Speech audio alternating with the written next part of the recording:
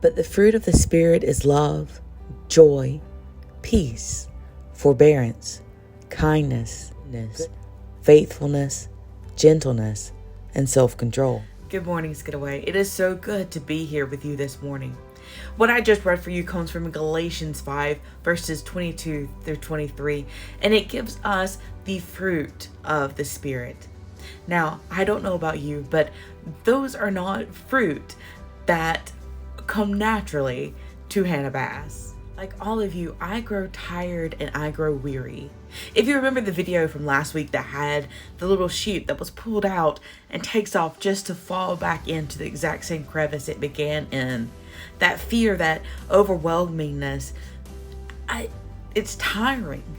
If you've ever been emotionally drained, you know it also has such a harsh physical effect. We grow weary, we grow tired in the day to day. And it's so hard for us to think that we are producing fruit when we are exhausted. And that is the beauty that we see in John 15, verses 1 through 8. Because if we read, it is in God. It says God's hand. It says God is like the farmer. So He is the one doing all of the work. When those branches, when we are not producing fruit, He takes it away. It's not that we failed. It's not that we are not doing what we're supposed to. God is in control. He's taking away these dead branches so that we can become healthier, so that we can have those fruits of the Spirit. So He will take things that are not productive in our lives away.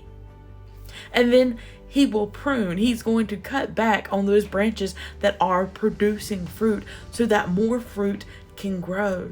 Our God has not left us in that crevice, and He's not leaving us to our own devices so that we constantly fall back in. If you were to look at that video again, we see a movement. Yes, the sheep does fall back in the crevice, and it is annoying when it happens in our own lives. But before he falls back in, he makes progress. He gets a little bit closer to that goal. And that's what happens in our lives. If you are weary today, if you are woken up and you're just tired, know that we can rest in the work of God. Know that it's not on us. Apart from Christ, we can do nothing. Apart from Him, there is no fruit. It has to be Him because we can't do it. And that is just dead weight. It's that dead branch being taken off of us. So wherever you are in your life today, whatever seeds that you think that you've planted that are just not growing, know that God's hand is there. And fruit is gonna come.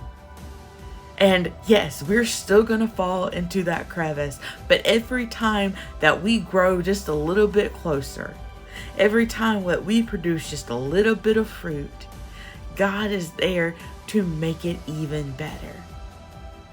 Know that He is there, and when we see that joy and that happiness and that goodness and that self-control, when we see that take root, know that God and Christ is there and rejoice in it.